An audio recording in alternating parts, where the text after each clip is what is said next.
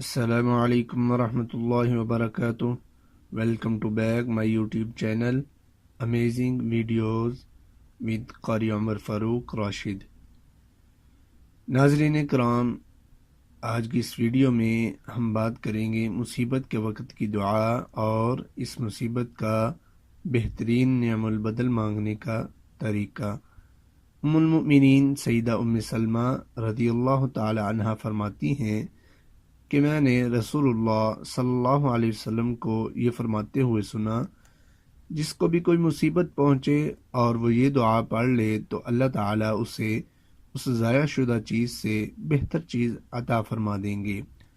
سیدہ ام سلمہ رضی اللہ تعالی عنہ فرماتی ہیں کہ جب میرے خاوند ابو سلمہ رضی اللہ تعالی عنہ کی وفات ہوئی تو میں نے یہ دعا پڑھنا شروع کر دی۔ اس کے ساتھ ساتھ مجھے یہ بھی خیال آئے کہ ابو سلمہ رضی اللہ تعالیٰ عنہ سے بہتر میرے لیے کون ہو سکتا ہے کہ وہ شروع کے مسلمانوں میں سے ہے اور سب سے پہلے ہجرت کرنے والے صحابہ میں سے ہے۔ تو اللہ تعالیٰ نے مجھے رسول اللہ صلی اللہ علیہ وسلم کی صورت میں اس کا بہترین نعم البدل عطا فرما دیا۔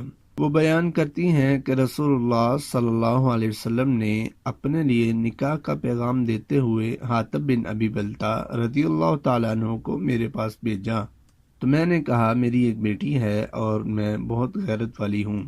چنانچہ اس پر آپ صلی اللہ علیہ وسلم نے فرمایا، اس بیٹی کے بارے میں ہم اللہ سے دعا کریں گے کہ وہ اس سے یعنی ام سلمہ سے بے نیاز کر دے، اور میں اللہ سے دعا کرتا ہوں کہ وہ اس بے جا غیرت کو اس سے ہٹا دے۔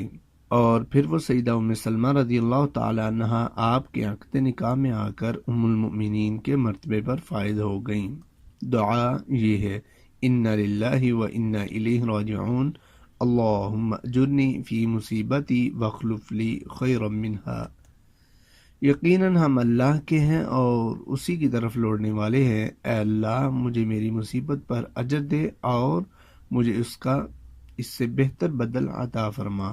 ناظرین کرام، ہماری ویڈیو کیسی لگی لائک کیجیے، کمنٹ کیجیے اور اگلی آنے والی ویڈیو تک کے لیے اجازت دیجیے۔ اللہ حافظ۔ السلام علیکم ورحمۃ اللہ وبرکاتہ۔